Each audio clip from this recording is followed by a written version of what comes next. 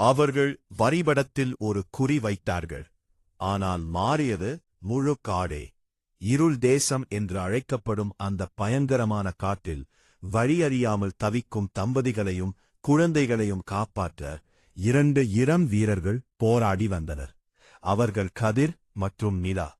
அவர்களிடம் ஒரு விசித்திரமான பழங்காலத்துச் சுருள் வரைபடம் மேஜிக்கல் மேப் இருந்தது. அது சாதாரண வரைபடம் அல்ல, பிரபஞ்சத்தின் விதிகளையே மாற்றியமைக்கும் ஒரு மாய வரைபடம். அன்று நள்ளிரவு பனிப்புயலும் பேய்மழையும் காட்டை உலுக்கின. அவர்களை சுற்றி ஓநாய்களின் ஊளைச் சத்தமும் உருவமற்ற நிழலரக்கர்களின் அச்சுறுத்தலும் அதிகரித்தன. கதிரோடு வந்த 5 வலுப்போக்கர்கள் பயத்தில் நடுங்கினர்.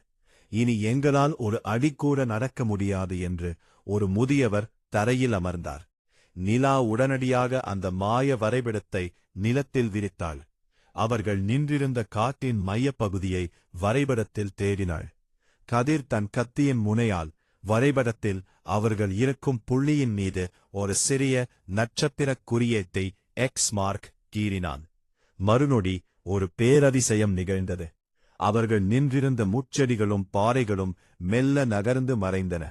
அந்த இடத்தை சுற்றிலும் ஒரு தங்க நிற ஒளிவட்டம் கோல்டன் பேரியர் தோன்றியது. புயல் காற்றும் மழைத்துளிகளும் அந்த ஒளிவட்டத்தை தொட முடியாமல் காற்றில் ஆவியாயின. அந்த புள்ளிக்கு உள்ளே பச்சை புல்வெளியும் சுவையான நீர் சுரப்பியும் குளிர் காய்வதற்கு கதகதப்பான நெருப்பும் தானாக உருவாயின. வெளியே கர்ஜித்துக் கொண்டிருந்த ஓநாய்களாலும் அரக்கர்களாலும் அந்த ஒளி வளையத்திற்குள் நுழைய முடியவில்லை. அது ஒரு புனிதமான புகலிடமாக சாங்சுவரி மாறியது. நாங்கள் பிழைத்துக் கொண்டோம் என்று வழிப்போக்கர்கள் நிம்மதி பெருமூச்சு விட்டனர். கதிரும் நிலாவும் புன்னகைத்தனர். அந்த வரைபடத்தில் அவர்கள் வைக்கும் ஒவ்வொரு குறியீடும் காட்டின் மிக கொடூரமான இடத்தையும் ஒரு சொர்க்கமாக மாற்றும் வல்லமை கொண்டது.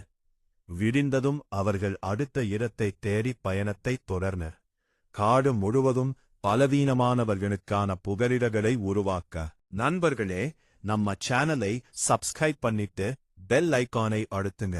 அப்போதான் நம்ம புதிய வீடியோக்கள் உடனுக்குடன் உங்களுக்கு வரும். நன்றி, வணக்கம்.